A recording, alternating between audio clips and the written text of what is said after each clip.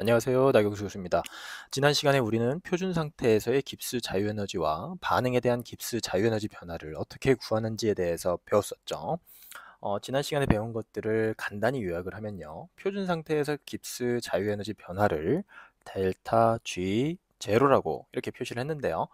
이 깁스 에너지 변화를 구하는 두 가지 방법에 대해서 배웠습니다.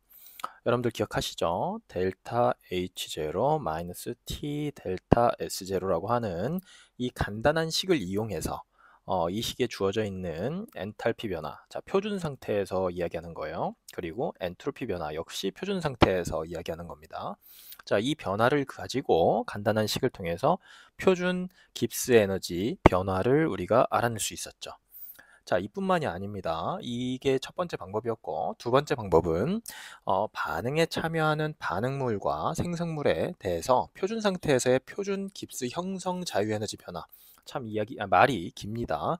델타 G F 제로라고 하는 이 깁스 에너지 값을 이용해서 생성물의 모든 표준 형성 깁스 에너지 변화를 다 더하고 반응물의 표준 형성 깁스에너지 변화를 다 더해서 빼면 여러분들이 궁금한 그 반응에 대한 표준 깁스 자유에너지 변화를 우리가 구할 수 있었습니다. 자, 이렇게 해서 두 가지 방법으로 구하는 방법, 여러분들 기억하시죠? 이 두 가지 방법을 이용해서 오늘 배워야 할 내용은요. 표준 상태가 아니라면, 즉 여러분들 표준 상태라고 하면 25도C 1atm이라고 하는 이 온도와 압력 조건이 이렇게 주어져 있는 상태인데요. 이러한 상태가 아니라면 그 깁스 자유에너지 변화가 어떻게 되느냐라는 게 오늘 수업의 주된 내용이라고 할 수가 있겠습니다.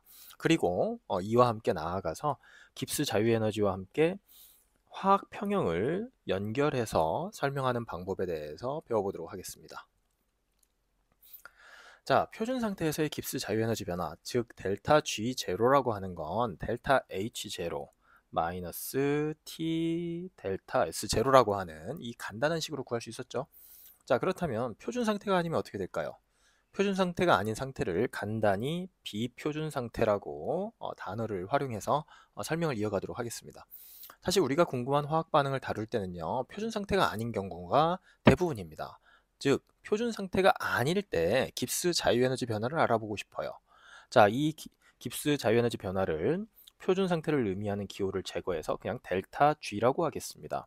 즉, 델타 G는 어떻게 되느냐라는 게 오늘 배워야 될 가장 중요한 첫 번째 주제라고 할 수가 있겠습니다. 자, 어차피요. 여러분들 깁스 자유에너지 변화식을 보면 표준 깁스 자유에너지 변화를 보면 델타 H 뭐 제로 마이너스 T 델타 S 제로라고 해서 T 값이 주어져 있습니다. 즉, 깁스 자유에너지 변화는 온도에 의존을 한다는 뜻이에요. 식에 이미 드러나 있어요. 따라서 결국 비표준 상태, 즉 표준 상태가 아닌 상황이라고 하면 이때는 결국엔 1atm 조건이 아닐 때를 의미하는 거고 비표준 상태에서의 깁스 자유에너지 변화가 궁극적으로 갖는 의미는 깁스 자유에너지 변화의 압력 의존성을 물어보는 것과 같습니다. 자, 대부분의 일반화학 책에서는요, 깁스 자유에너지의 압력 의존성을 보여주는 정리되는 식을 보여주고, 그 식이 어떻게 유도되는지는 다루지 않고 있습니다. 사실 물리화학으로 넘어가서 유도하는데요. 이 과정은 여러분의 흥미 감소를 막기 위해서 여기서도 생략을 하고 간단히 대부분의 일반화학 교재에서처럼 정리된 식을 가지고 바로 해석하겠습니다. 자, 표준 상태가 아닌 상황에서 깁스 자유에너지의 압력 의존성은요, 간단히 표준 깁스 자유에너지 값에다가 RTLNP라고 하는 항을 더해주면 됩니다. 자, 여기서 G0는요, 여러분들 우리가 궁금한 물질의 표준 깁스 자유에너지입니다. 앞에서 다루었던 뭐 표준 깁스 형성 자유에너지라고 생각해도 상관이 없습니다. 같습니다. 자, 그리고 1atm 조건에서의 깁스 자유에너지 값이기도 하지요. 그쵸? 그리고 여기서 그냥 표시되어 있는 G 값은 뭐냐면 우리가 궁금한 압력, 즉 P 압력이 PATM일 때 우리가 궁금한 깁스 자유에너지 값을 의미합니다. 자, 그리고 이 뒤에 붙어 있는 RTLNP. 자, 여기서 P는 여러분들 우리가 궁금한 이제 압력이겠죠. 어떠한 반응이 일어나는 조건에서의 압력을 의미하고 R은 기체 상수입니다. T는 절대 온도입니다.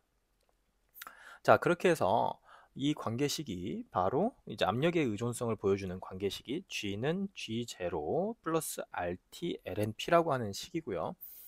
이 식은 물질에 대한 깁스 자유에너지를 이야기하고 있고요. 정작 우리가 궁금한 반응이라면 어떻게 이야기할 수 있을까요? 자, 반응의 경우에는요, 우리는 반응의 자발성을 판단하기 위해서 델타 G를 알아야 되죠. 자, 이 델타 G는 여기 위에 제로 표시가 안 돼 있습니다. 다시 말하면 제로가 없다는 말은 이건 뭐예요? 비표준 상태. 그러니까 어떠한 특정 압력과 특정 온도 조건에서의 표준 상태가 아닌 걸 의미합니다. 에서의 깁스 에너지 변화를 의미합니다. 됐죠? 이 델타 G를 어떻게 정리할 수 있느냐? 자, 예를 들어서 하나의 화학 반응을 이용해서 응용해 보도록 하겠습니다. 여기 너무나도 자주 다루었던 반응이 있는데요. 질소기체와 수소기체 세 개가 반응해서 두 개의 암모니아가 만들어지는 암모니아 합성 반응, 하버부시 프로세스죠. 자, 이 반응을 우리가 가지고 델타 G를 한번 구해보도록 하겠습니다. 자, 여기서 제가 정리한 식은요, 간단하게 정리를 해보면 델타 G는 델타 G0 플러스 RT ln Q라고 하는 식으로 간단히 정리가 되는데, 위에서 보이는 식하고 굉장히 유사한 것처럼 보이죠. 근데 델타 기호는 없습니다. 자, 이 식이 어떻게 얻어졌는지만 여기서 한번 파악을 해보도록 하겠습니다. 자, 여러분들, 우리가 이 암모니아를 합성하는 반응에 대해서 깁스 에너지 변화를 한번 구해보도록 할게요. 델타 G를 구하는 겁니다. 델타 G는 어떻게 구하면 되나요? 자, 반응물의 이제 반응물의 깁스 에너지를 생성물의 깁스 에너지로부터 빼면 되는 거죠. 자, 생성물의 깁스 에너지를 암모니아니까 GNH3라고 하겠습니다. 자, 그런데 2몰입니다. 곱하기 2가 되겠죠? 빼기, 자, 반응물은 N2입니다.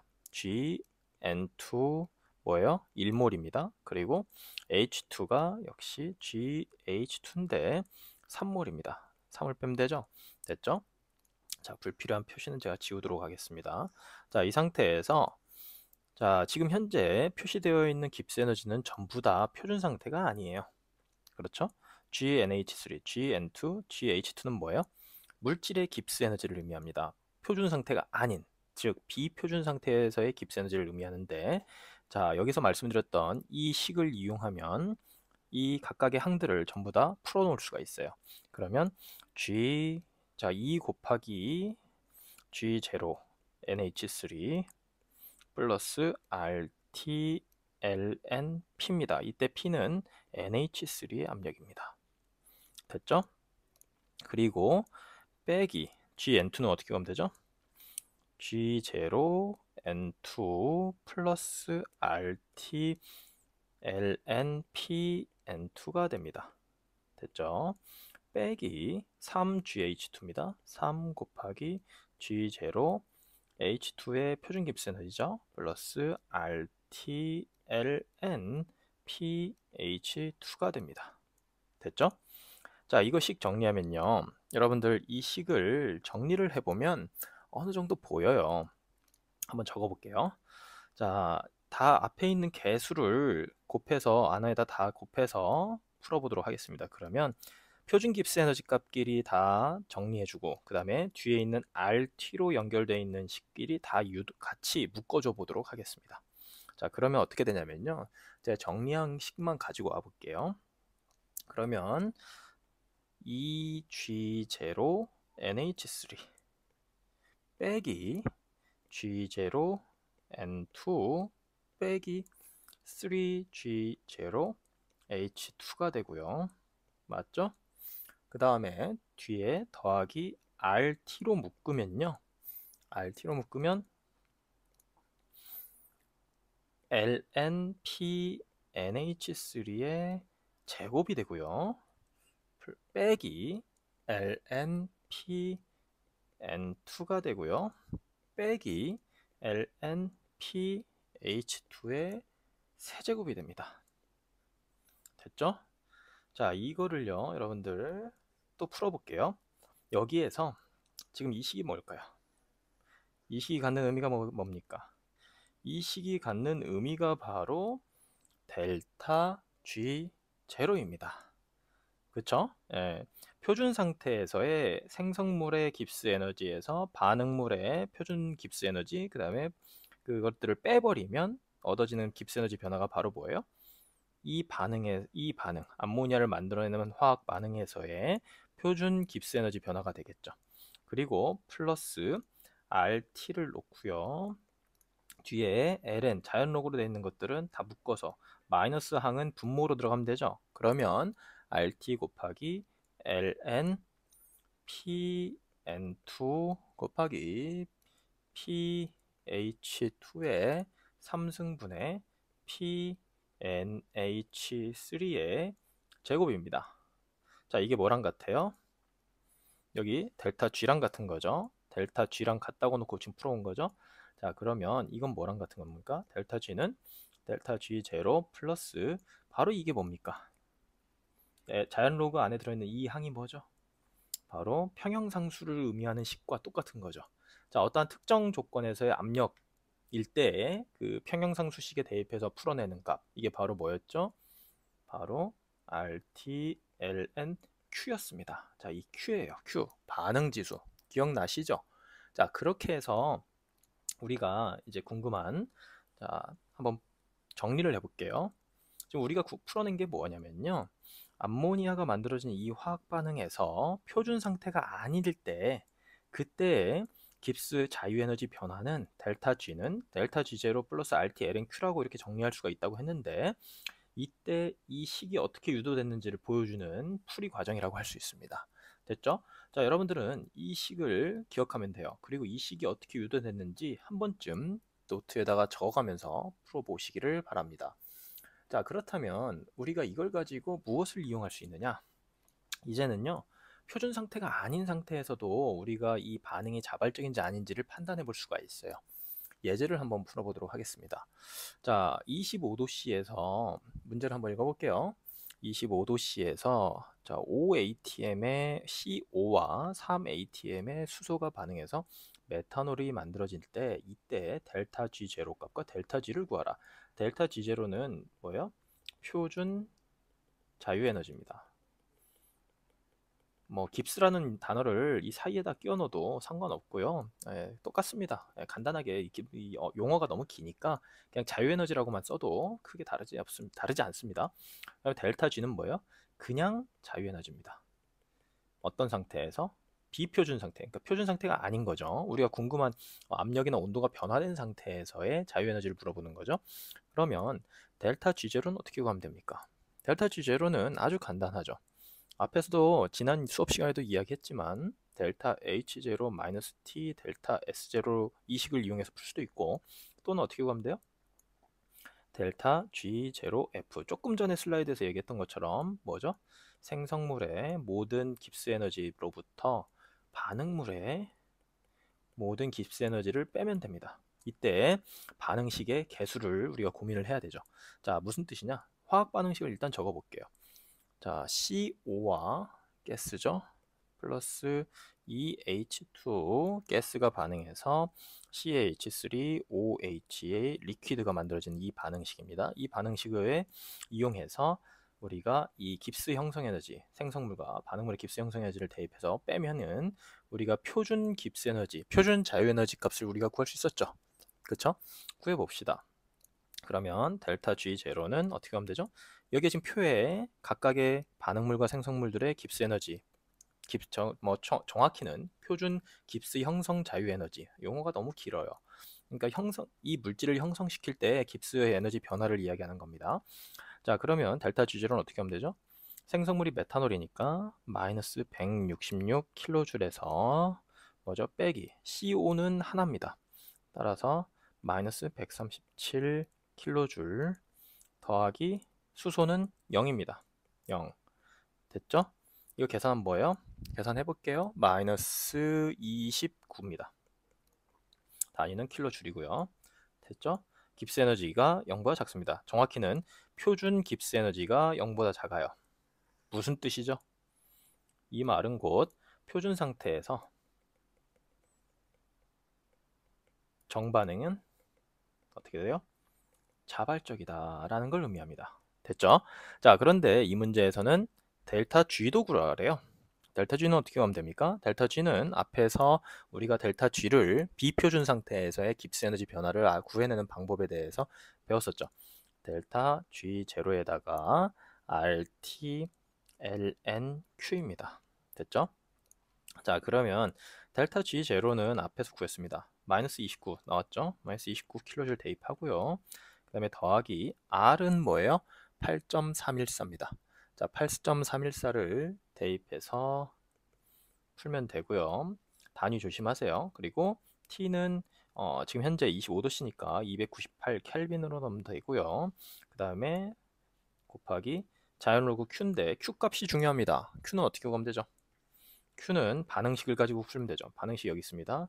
이 반응식을 가지고 Q를 풀어내면 결국에는 CO 의 압력 곱하기 그 다음에 수소의 압력의 뭐예요? 제곱이죠. 분의 생성물은 순수한 액체니까 어떻게 해요? 분자는 그냥 1로 끝나겠네요.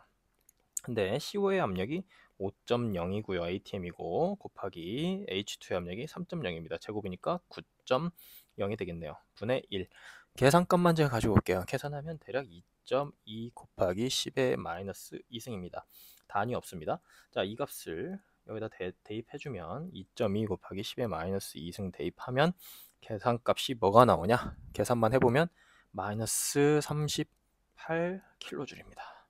역시 0보다 작습니다. 됐죠?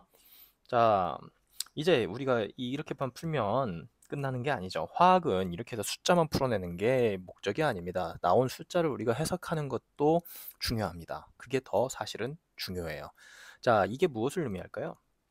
지금 현재 제가 가지고 나온 답만 정리를 간단하게 여기서 또 적어 놓으면요. 델타 G0 표준 상태에서의 깁스 에너지 변화는 마이너스 29kJ였고요. 그 다음에 비표준 상태에서의 깁스 에너지는 더 큰 마이너스 값이에요. 마이너스 38kJ였습니다. 둘 다 어때요? 반응은 자발적이다. 정반응으로 자발적으로 일어날 것이다 라는 걸 의미합니다. 자, 그런데 둘 사이의 값은 차이가 있습니다. 이 차이가 무엇을 의미할까요? 여러분들 여기서 잠깐 제가 화학 평형을 한번 가지고 올게요. 평형이동의 원리 기억나시죠? 제가 여기다가도 적어놨습니다. 평형이동의 원리라고. 자, 르샤틀리의 원리 기억하시죠? 자, 이 반응식을 들여다보면요. 반응식만 잠깐 보시면 CO가 수소와 반응해서 메탄올 만드는 이 반응식입니다. 이 반응을 들여다보면 반응을 더 잘 일어나게, 정반응을 잘 일어나게 하는 방법이 어떨까요? 어떻게 하면 될까요? 압력 기준으로 제가 물어보면 여러분들은 어떻게 답을 할 수 있나요? 기체와 기체가 반응해서 액체가 만들어지는 거기 때문에 당연히 압력을 증가시키면 압력을 줄여드는 쪽으로 가야 되기 때문에 기체가 덜 있는 쪽, 즉 생성물 쪽으로 반응이 더 잘 일어날 것이다 라고 우리가 배웠었죠. 이게 바로 화학 평형에서 배웠었던 평형이동의 원리입니다. 여기서도 보시면요. 표준 상태에서 깁스 에너지는 마이너스 29였어요. 이때는 사실 1atm 조건이죠. 그런데 우리가 지금 궁금해하는 비표준 상태에서의 압력은 3.0 atm과 5.0 atm으로 표준 상태보다 압력이 높아졌습니다. 다시 말하면 압력이 높아졌으니까 우리가 상식적으로 화학 평형의 개념을 이용해서 해석을 해보면 반응은 정반응 쪽으로 더 잘 일어나겠구나라는 걸 생각할 수 있죠. 아니나 다를까 깁스 에너지 변화량을 보시면 마이너스 29보다 더 커진 음의 값을 갖습니다. 그러니까 깁스 에너지가 단순히 0보다 작다라면 모두 작다라고 하더라도 결국엔 얼마나 작으냐에 따라서 화학 평형이 반응의 자발성이 얼마나 더 우세하냐를 이야기할 수 있다는 거예요. 다시 말씀을 드리면 마이너스 38kJ를 갖는 이 깁스 에너지 변화량 이 조건이 표준 상태보다 반응은 더욱더 쉽게 일어날 수 있다. 이 말을 의미합니다. 자, 그렇다면 여기서 한 가지 더 질문을 해서 고민을 한번 해봅시다. 깁스 자유에너지 변화가 0보다 작다는 것을 무엇을 의미하는가? 지금까지 계속 다루었던 이야기예요. 사실은 깁스 자유에너지 변화 델타 G가 0보다 작다라는 건 결국엔 여러분들이 지금까지 알던 대로 답을 이야기하면 델타 G가 0보다 작다? 예, 이 말은 곧 정반응이 어떻다? 자발적이다라는 걸 의미합니다. 틀리지 않아요. 맞는 말입니다. 반대로 델타 G가 0보다 크면 뭐예요? 역반응이 자발적이다라는 걸 의미합니다. 이해되시죠?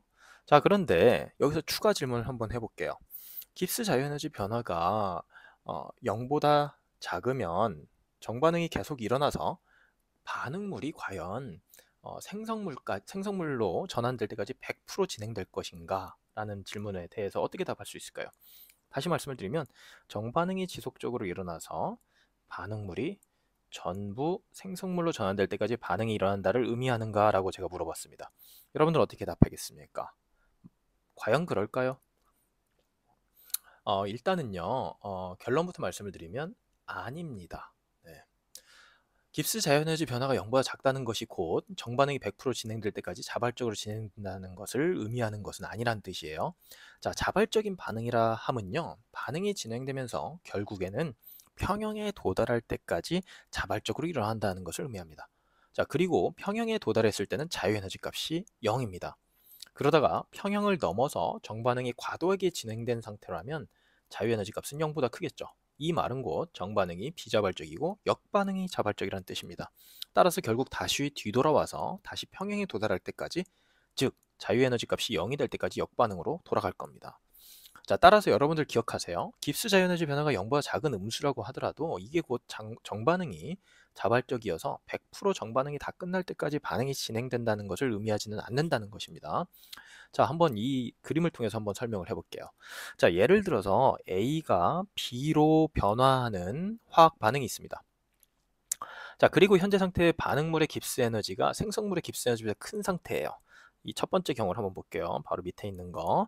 자, 반응물의 깁스 에너지가 생성물의 깁스 에너지보다 큰 상태면 델타 G는 어떻게 구하면 되나요?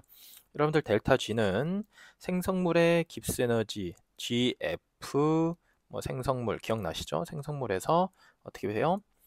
GF 반응물의 깁스 에너지 변화를 깁스 에너지 값을 다 빼면 됩니다. 기억나시죠? 지금까지 계속 이거 앞에서 첫 번째 이 수업 시작하자마자 복습을 통해서 말씀을 드렸습니다.